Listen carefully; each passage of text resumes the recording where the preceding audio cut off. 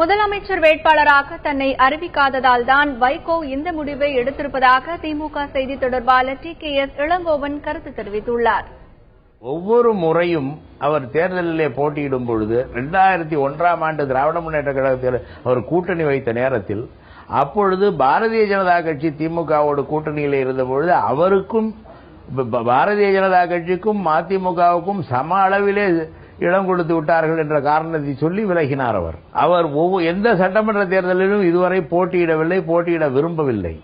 கடந்த முறை 2009ஆம் ஆண்டு 2014ஆம் ஆண்டு நாடாளுமன்ற தேர்தலிலே கூட ஒரு பெரிய 6 தொகுதிகள் அடங்கிய விருதுநகர் நாடாளுமன்ற தொகுதியிலே போட்டியிடும் பொழுது சாதி மேதலை உருவாக்கி இருக்க முடியாதா திமுக? அப்பொழுது இந்த குற்றச்சாட்டை வைத்தாரா? அவர் சட்டமன்றத்துக்கு போட்டியிடுவதை தவிர்ப்பதற்காக, குறிப்பாக தன்னை ஒரு முதலமைச்சர் வேட்பாளராக இந்த அணி அறிவிக்கவில்லை என்ற மன வருத்தத்திலே இதை சொல்லியிருப்பதாகத்தான் எனக்கு தோன்றுகிறது.